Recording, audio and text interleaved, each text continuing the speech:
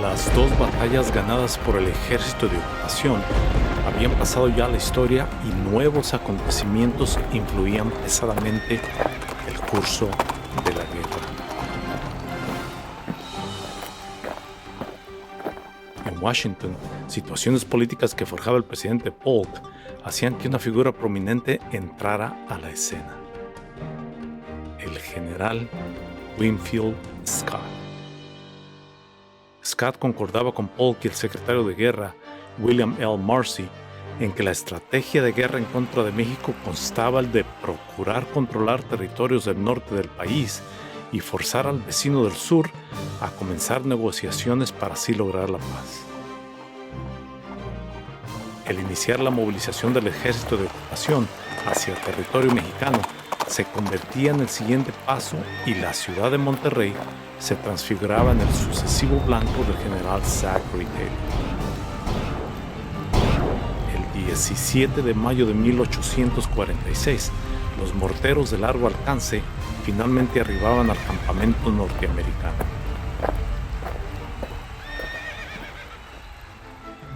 Taylor había acumulado suficientes balsas para finalmente intentar cruzar el río, y cuando se preparaba a hacerlo, un emisario del bando opuesto era escoltado hacia el general. El enviado de Arista proponía un armisticio, sugiriendo en ello suspender las actividades hasta que los respectivos gobiernos pudieran concordar y acceder a negociar las líneas divisoras entre los dos países.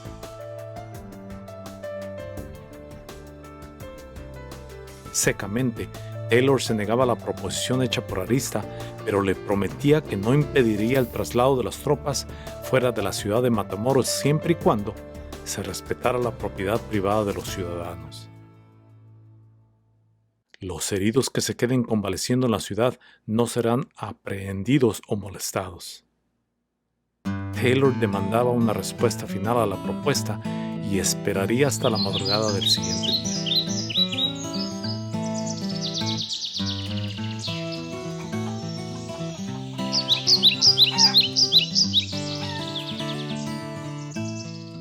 La respuesta esperada por Taylor no arribó y decide el cruzar el río con sus tropas. La infantería liviana comenzó el traslado por órdenes del general, seguido por la caballería. Al término del cruce, fue recibido por una comitiva de las autoridades civiles de la ciudad, los cuales le informaban que las tropas del general Arista habían abandonado la ciudad la noche anterior, llevándose con ellas todo su equipo, dejando atrás solamente a los heridos y convalecientes, los cuales totalizaban 300 en total.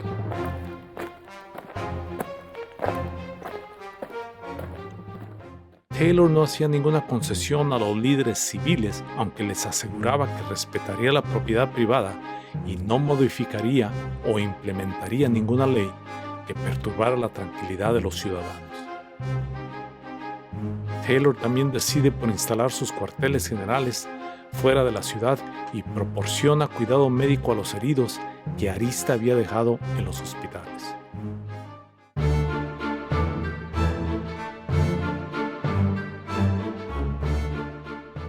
La política de los Estados Unidos era de tratar a los ciudadanos mexicanos con respeto y Taylor concordaba con esta póliza de conducta. Al mismo tiempo que ocurría esto, expediciones enviadas por Taylor colonizaban otros territorios norteños del país mexicano. El 2 de junio, el secretario de guerra norteamericano emitía órdenes al coronel Stephen W. Kearny de liderar una fuerza militar desde Fort Leavenworth, Kansas, hasta Santa Fe. Después de tomar Nuevo México, Kearny marcharía hasta California si fuera posible, antes de que comenzara el invierno.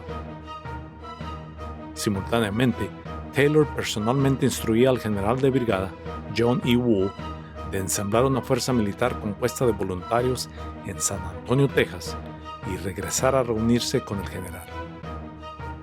Finalmente, Taylor planeaba el apoderarse de los puertos de la Alta California, contando con el apoyo del Escuadrón del Pacífico, el cual era comandado por el comodoro John D. Slot, antes del planeado regreso de Kearny al campamento. poder adquirir todos estos territorios era parte del plan orquestado por Polk y era su deseo el poder obtenerlos antes de concordar un posible tratado de paz entre los dos gobiernos al término de la guerra.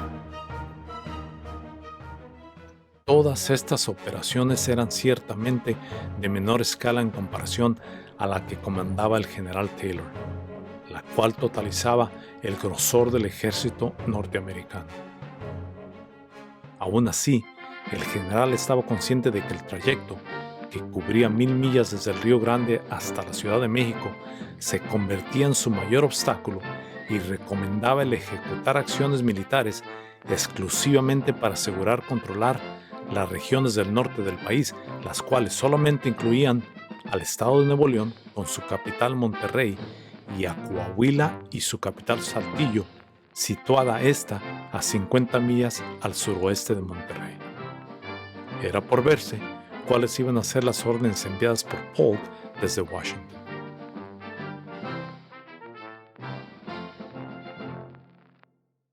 Mientras esto sucedía en la capital del país, no todo era tan lúcido y afable como aparentaba.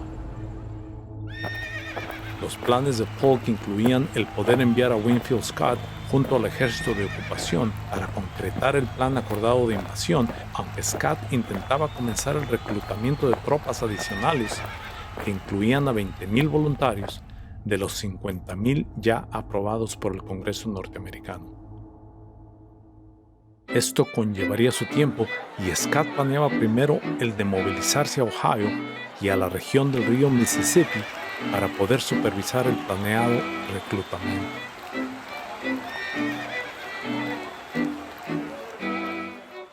La popularidad de Scott en Washington era polarizada, ya que muchos políticos detestaban la posibilidad de que el experimentado general se convirtiera en el líder del Partido Liberal, lo que motivaba a Polk a presionar para que el general abandonara Washington lo más pronto posible y se reuniera con las tropas del ejército de Taylor, el cual sería reemplazado por Scott tras su llegada. Todo esto politizaba el conflicto con México y lo convertía también en una variedad de pugnas internas efectuadas entre las diferentes facciones del gobierno norteamericano.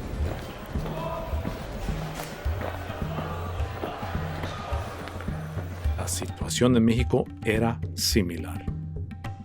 El presidente Paredes, presionado internamente como resultado de sufrir las dos derrotas ante el ejército comandado por Taylor, intentaba el poder seguir financiando la guerra, presionando a la Iglesia a conceder más préstamos a su gobierno. Consecuentemente, Arista, general derrotado por Taylor en Palo Alto y Resaca de La Palma, pagaba el precio más alto al ser destituido por un consejo de guerra en julio de 1846. Su reemplazante, el alicaído y anciano Tomás Mejía, había comandado en Matamoros previamente y se convertía en el encargado de liderar las fuerzas militares en contra del ejército de ocupación. Mientras tanto, los problemas de Paredes se incrementaban.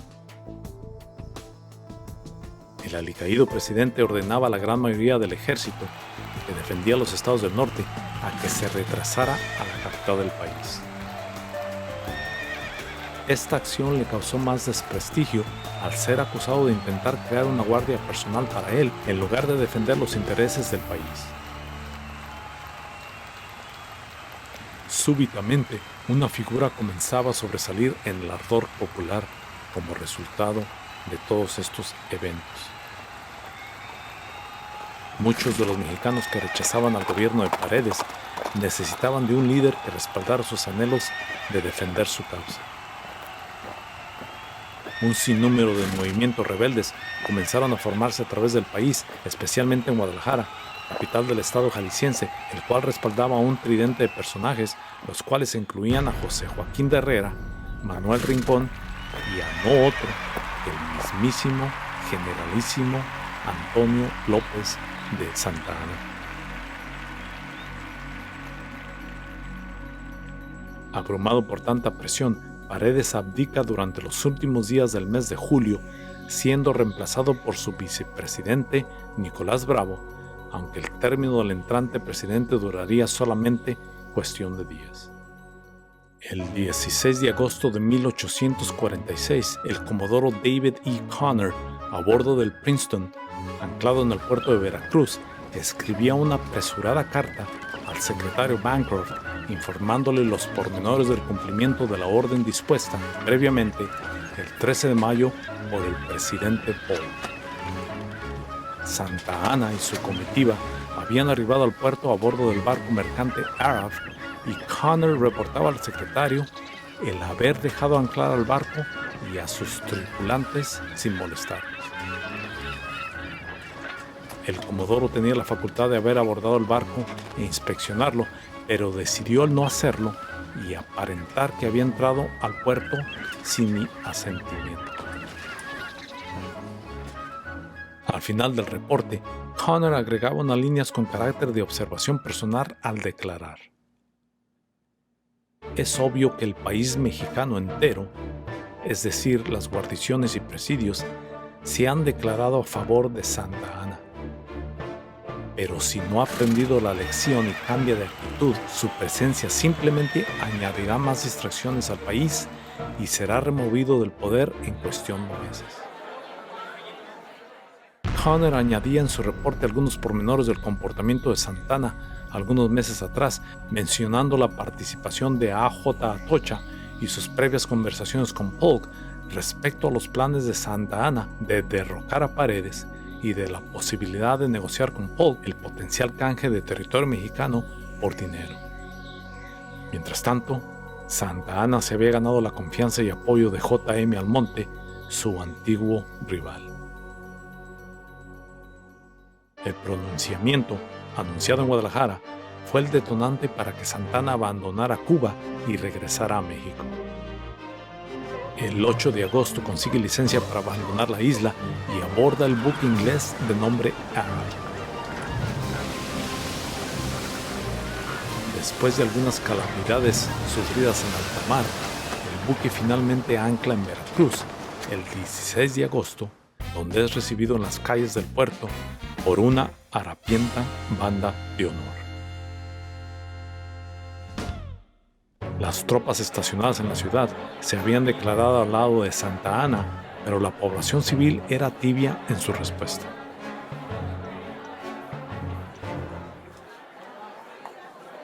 Algunos de los ciudadanos eran abiertamente hostiles en contra de su presencia y exigían a las autoridades que demandaran al recién llegado a que divulgara sus verdaderas intenciones a su presencia en el país.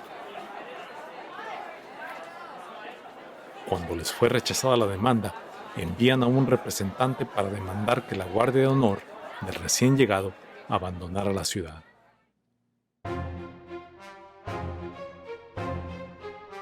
El valiente representante, ante la presencia del afamado Santa Ana, le recordaba al antiguo dictador que su exilio había sido resultado tras su fallido intento de llevar a cabo la voluntad del pueblo.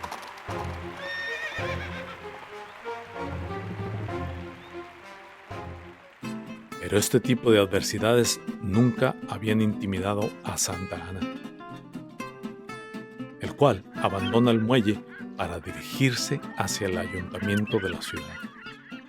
Ya estando ahí, ofrece un largo discurso donde criticaba las conductas perpetradas por sus predecesores en el poder desde que había abandonado el poder 2 años atrás, en 1844, pero no se declaraba en contra o a favor de la guerra con los Estados Unidos. Como típicamente ocurría durante sus discursos, su magnetismo y carisma le otorgaba la facilidad de ganarse al público, al menos por el momento. Aunque no ignoraba lo que la mayoría de los ciudadanos habían manifestado en su contra y mantenía cautela en trasladarse a la capital hasta que pudiera sentirse seguro de así hacerlo. Dándose cuenta de esto, Almonte y una comitiva partían hacia la Ciudad de México, mientras que Santa Ana y su esposa hacían lo mismo, pero con destino a su hacienda en Veracruz. Durante el periodo que se mantuvo recluido en su rancho, Santa Ana enviaba un sinnúmero de órdenes y sugerencias a sus agentes en la Ciudad de México, aunque la gran mayoría eran ignoradas por ellos. Finalmente, llega la oportunidad para el Napoleón del Oeste de trasladarse hacia la capital.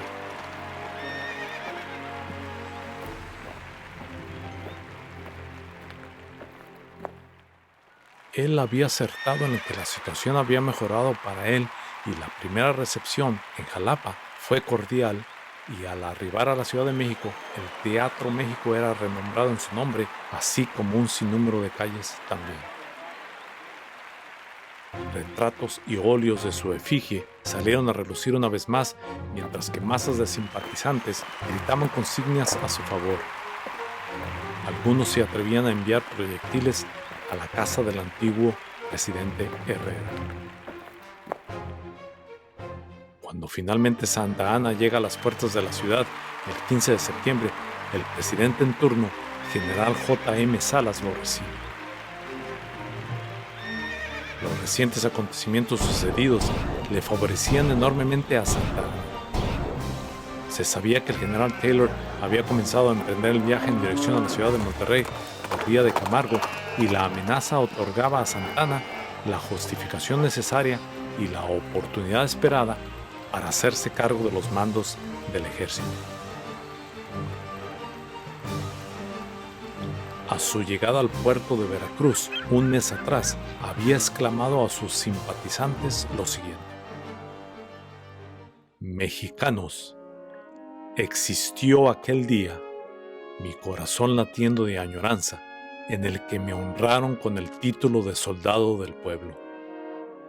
Permitan que me apodere de ese título una vez más, para nunca más dejarlo y consagrarme a él hasta la muerte, a la defensa de mi patria y de la libertad e independencia de nuestra República».